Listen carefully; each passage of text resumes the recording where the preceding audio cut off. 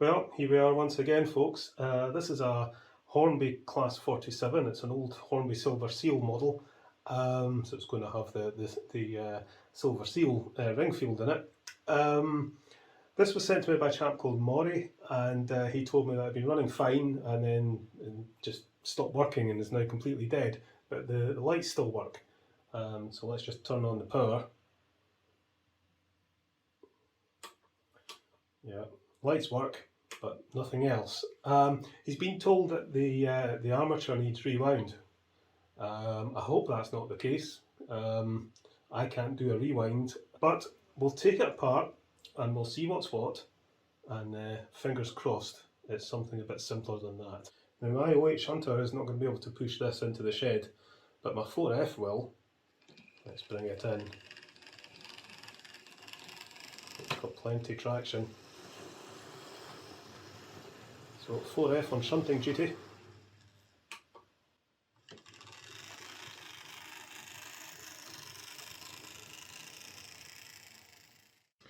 Okay, so a nice shiny green Class 47. It's quite clean actually. Looks like it's been quite well looked after.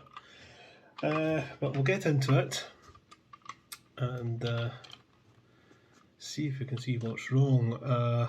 Hopefully it's what am I looking for here? Hopefully it's not a dead motor, but we'll see. So we shall open up the clips.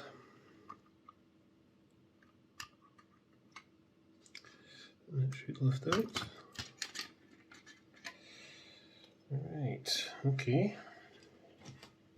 So the Hornby Silver Seal Ringfield motor. This is my third one. Yeah, there's quite a lot of gunk in it actually, a lot of dried up grease. So I think first things first, we'll try just putting a little bit of power directly onto the motor and see if there's any life. I'm not convinced that's completely dead. We'll just have to get into it and see, but I think it's possibly just all seized up. Yeah, right, how do we get into this? So I've got a screw here and a screw there. All that. Right, okay, let's try undoing those first of all. Right, what is going on here? So if that, let's loosen that. I still can't get that out. Does that squeeze? Does that open up? There we go. Right. It clearly wants to come out this way. It's kind of stopped by all the gubbins on that front plate, and I can't remove the front plate because there's a screw hidden. There we go. Right. Now we're cooking.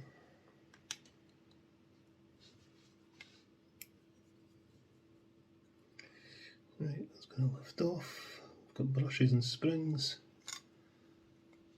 which appear to be, that spring there is completely compressed, so I don't think that would have been making contact. That's what the spring should look like. Look at that. That could well be the problem. Something as simple as that. We'll give it all the usual cleanup. Although actually, do you know what, I have to say, this is really, really clean. I don't think I'm going to bother removing the gears. Normally I would have done, but you know, filing down the gears on this particular motor doesn't really do anything, and I still haven't found my circlip pliers, so I don't fancy pulling that out again. Traction tyres, do they rotate? No, they're fine. Wheels are all nice and clean. So we'll clean up the commutator. We'll get some lubrication into it. We'll see if we can stretch that spring out, or if I've got another one. Actually, I don't think I've got one that size. These springs are quite big. I don't think I've got a spare one, so we'll need to see if we can stretch that one back out. If not, see if we can get a replacement. We'll clean up that we'll clean this up a bit because it's all covered in gunk, and hopefully, fingers crossed, this will go. Let's see if we can stretch this spring, because that's going to be kind of critical to the whole thing. It's not going to be pretty, but as long as it works, as long as it doesn't break. There we go, that might do it.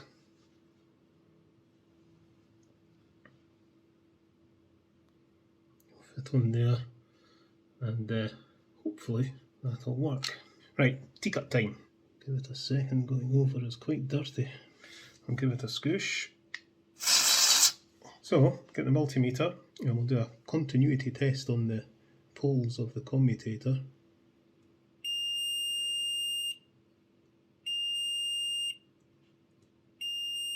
Yeah, I think the motor's okay. Get some oil down in there. So I'm going to pull the wheels just to clean the axles out. Just check the wheel spacing. 13.8. 13.9. It's fair enough.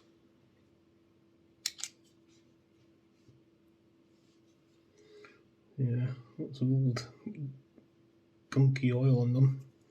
So we'll clean all that off.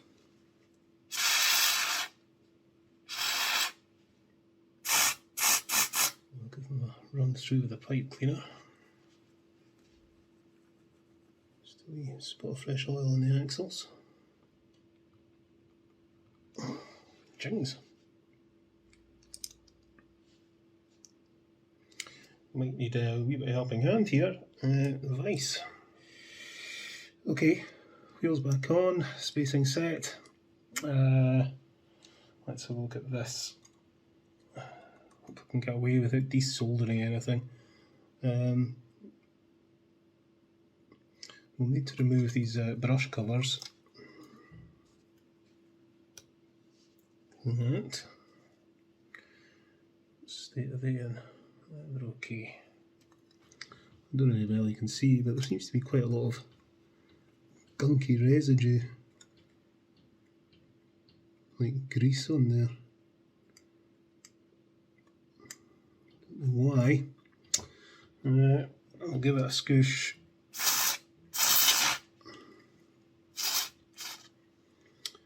I'll get the manky brush in it. The brushes look fairly new. Oops. So I don't think there's any problem there. Pop this back on, I think. So that goes on there like that.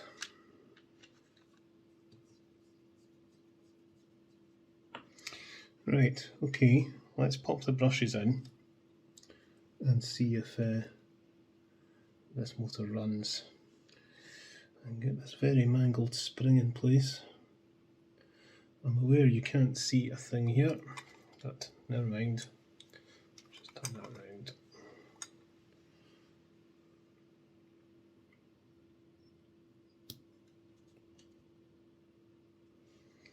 Right, and we shall give these a little bit of a pinch. Right, battery. Let's see if anything happens from the wheels.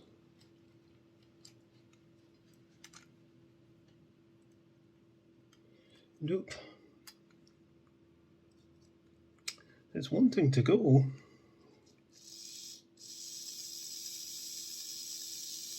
It's running. Doesn't seem particularly fast. But yeah, I think we're okay. Right, let's see if we can get this put back. Fitting is the reversal of removal. Have I done a silly thing here? Oh, jings. Right, I know. Yeah, I've done a daft thing, I know.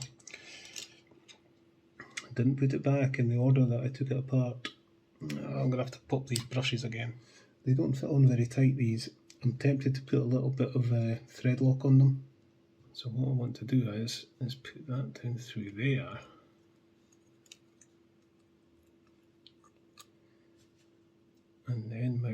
There. That's what I should have done. I'm going to go and have a cup of tea, and I'll be back shortly. So one of the issues with this Silver Seal Ringfield motor, you know, these little caps for holding the brushes and springs in, there really isn't much holding them on. So I might put a wee touch of thread locker on them just to make sure they stay put. I'm going to try just giving them a wee bit of a squeeze together first. See if that does it. Yeah, I think that's better. There's the mangled spring. I'm just going to put this in just now again, but I think I'll order up some replacement springs. It's not the cleverest design this in the world for how this goes together. Come on, get over there.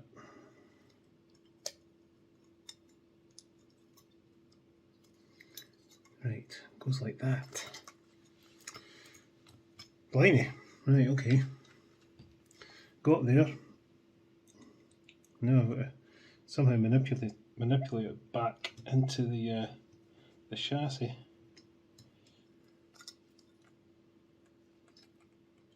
Got to somehow.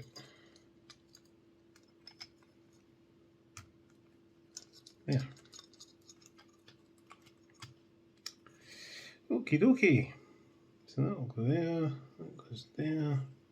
Oh yeah, I was going to look at the pickups on here because they're way off. Can I get these wheels out easy? Yes, right, okay. Let's give these pickups a bend. Right, does this work? Yes, it does. Let me just lift that, turn on the power.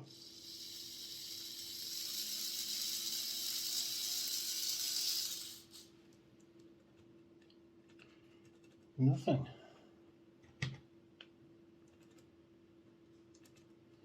What's going on here? Sometimes it goes and sometimes it doesn't. Let's see, have we got something between there and there, yep. And between there and there.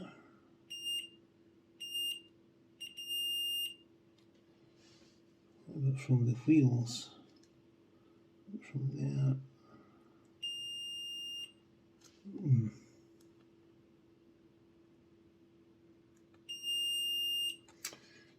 So these wheels are picking up, as are those. Interesting. Okay, so it appears to be running a bit intermittently. On the test track here, you know, sometimes it works, sometimes it doesn't. I've got one of these old Hornby R6, is it the R965 controllers just for my test track, and it cuts out very, very easily. You know, a little bit too much current draw and it cuts out. So that's a possibility that this thing is pulling a lot of current.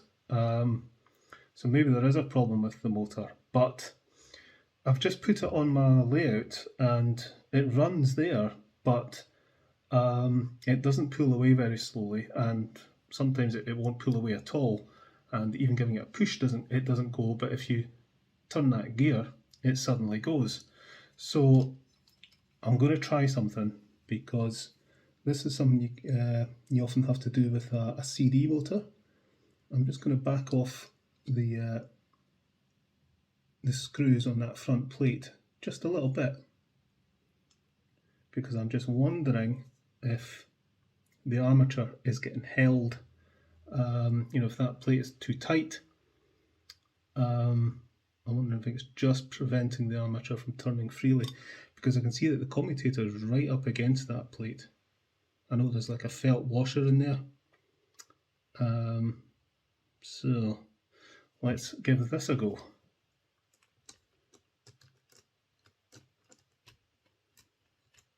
because the armature appeared to be fine, so you know, just don't think that that's the problem.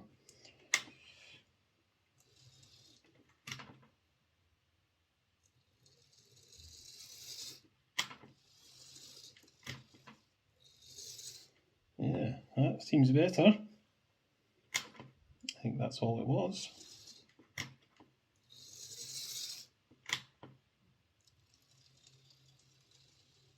Cool.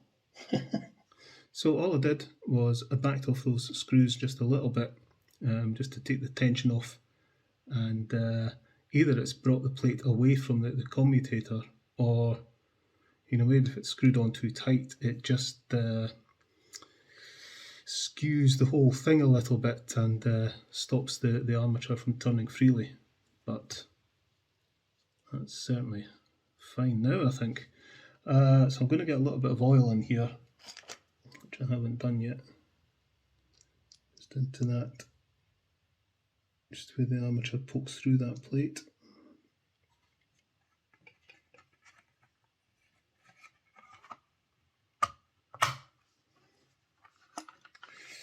Nice and easy. Okay, so hopefully this will work fine now. So we'll go and pull it out the shed and see how it runs on the layout. Okay, let's bring it out.